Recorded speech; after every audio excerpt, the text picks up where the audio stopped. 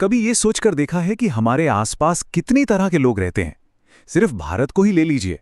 यहाँ पता है 1600 से भी ज्यादा भाषाएं बोली जाती हैं और दुनिया के लगभग हर बड़े धर्म को मानने वाले लोग रहते हैं।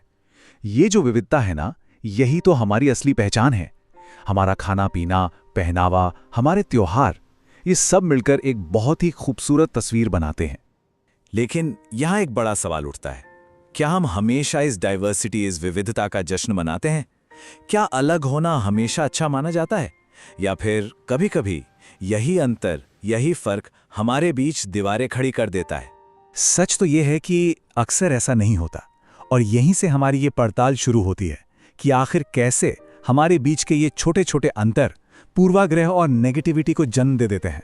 होता यह है कि हम उन लोगों के साथ ज्यादा कंफर्टेबल महसूस करते हैं जो हमारी तरह दिखते हैं, हमारी तरह बोलते हैं, और जो हमसे अलग होते हैं ना, उन्हें हम अक्सर शक की नजर से देखने लगते हैं।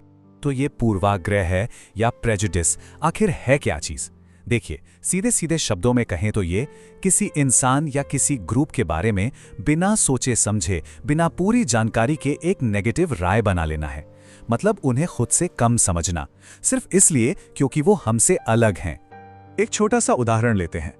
मान लीजिए कोई ये सोचता है कि उसकी भाषा ही सबसे अच्छी है और जो लोग दूसरी भाषाएं बोलते हैं वो कुछ कम हैं।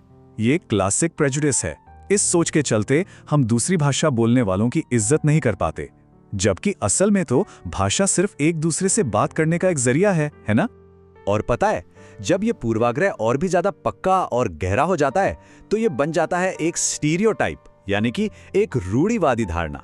ये तब होता है जब हम लोगों के पूरे ग्रुप को एक ही डब्बे में बंद कर देते हैं, एक ही खांचे में फिट कर देते हैं, और ये बिल्कुल भूल जाते हैं कि उस ग्रुप का हर इंसान अपने आप में अलग है, यूनिक है। अच्छा, ये बातें तो हम सबने सुनी ही होंगी, है ना, कि लड़के रोते नहीं हैं या लड़कियां तो शांत स्वभाव की होती हैं। ये क्या है? ये वही क्लासिक स्टीरियोटाइप हैं जो हम बचपन से सुनते आ रहे हैं।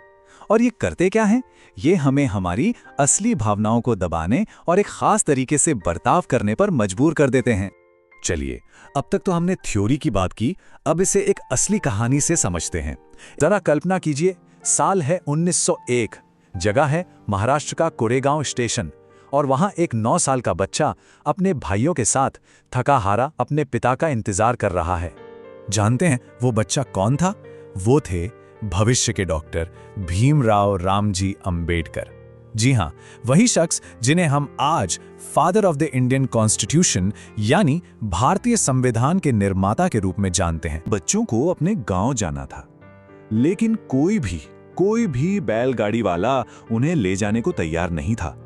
और ऐसा नहीं था कि वो पैसे नहीं दे रहे थे, वो तो दोगुना किराया देने को तैयार थे।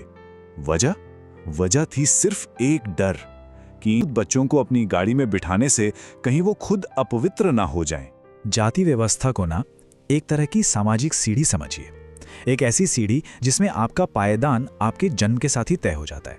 डॉक्टर अंबेडकर का ये मजबूत विश्वास था, और उन्होंने इसे अपनी जिंदगी से साबित भी किया कि ज्ञान ही शक्ति है। एजुकेशन एंड अवेयरनेस, शिक्षा और जागरूकता ही वो सबसे ताकतवर हथियार हैं जिनसे सदियों पुरानी गलत धारणाओं और अन्याय की जंजीरों को तोड़ा जा सकता है।